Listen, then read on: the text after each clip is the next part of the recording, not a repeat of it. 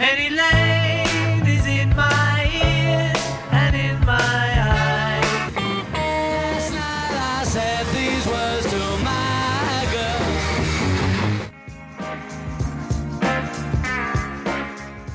girl. People like to debate about the identity of the fifth Beatle, but there's really only one answer that makes sense. George Martin was the guy in the room with the four members of the group for the vast majority of their recordings, and his input into their music was often essential to its overall effect.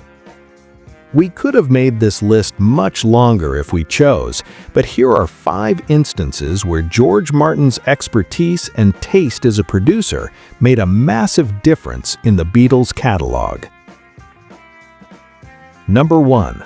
Please Please Me, from Please Please Me, 1963.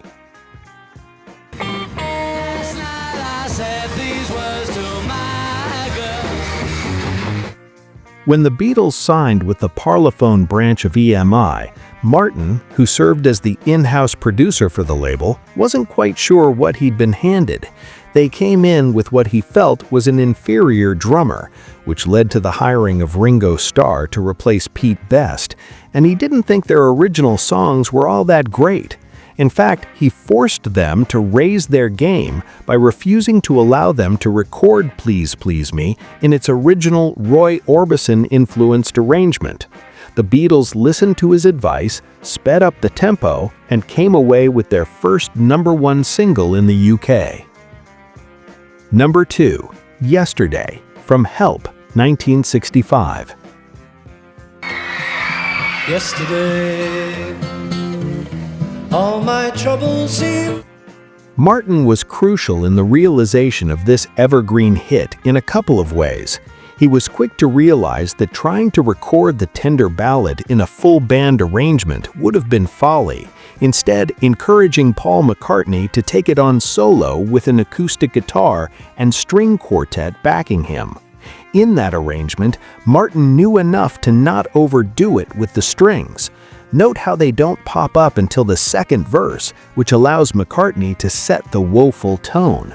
When they finally arrive on the scene, they do so in a way that accentuates the tune instead of overwhelming it. Number 3. Tomorrow Never Knows, from Revolver, 1966. Turn off your mind, relax and float downstream. As they progressed through their psychedelic period, the Beatles became more and more interested in going beyond the parameters of what pop music normally encompassed. That meant Martin would have to help them get everything they could out of the studio setting. On Tomorrow Never Knows, John Lennon's deconstructed pop opus, Martin translated Lennon's instructions for how he should sound on the mic, while also helping assemble the surreal tape splice effects. Mission accomplished and then some on both fronts. Number 4. Penny Lane, single, 1967. Penny Lane is in my ears and in my eyes. Most of the music the Beatles made in their Annus Mirabilis of 1967 bears Martin's stamp in one way or another. That includes everything from the way he helped cut and paste masterpieces like Strawberry Fields Forever and A Day in the Life together, to the bits of orchestral frippery he added to All You Need Is Love. On Penny Lane, his musical knowledge helped the song reach its potential. While watching an orchestral performance on TV one night, Paul McCartney heard a high-pitched trumpet he wanted in the song. It was Martin who immediately knew to what Macca was referring, and he commissioned a piccolo trumpet part for that purpose. Number 5. Golden Slumbers, Carry That Weight, The End, from Abbey Road, 1969.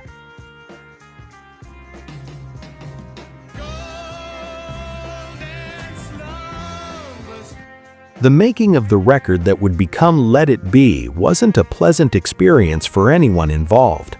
Martin felt sidelined by the Beatles' impulse to try and catch everything off the cuff without the polish of previous records.